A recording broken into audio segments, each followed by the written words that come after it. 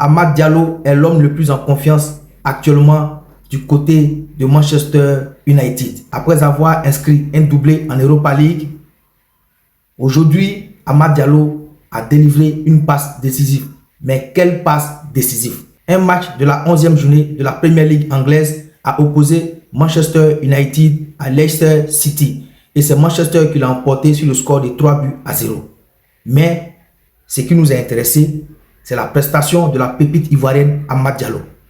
Le premier but de Manchester United, la passe que Amad Diallo a délivrée à Bruno Fernandes, le capitaine de Manchester United, qui a inscrit le premier but de Manchester.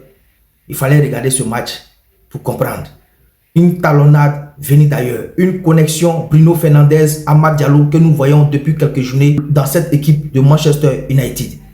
Cette équipe de Manchester United que nous avons vu jouer depuis le départ d'Eric Ten, on comprend aisément que le problème c'était Eric Ten.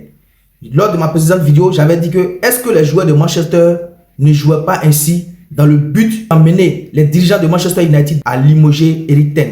Et on le voit dans le jeu de Manchester United, la cohésion, on le voit même au sein. C'est-à-dire leur manière même de jouer, on sent qu'il y a une connexion entre les joueurs. Lors des précédentes journées, alors que Eric Ten était encore l'entraîneur de Manchester United, on voyait des gros ratés des joueurs de Manchester United. On se posait même des questions. Comment on peut rater ces genres de buts? Manchester encaissait des buts facilement.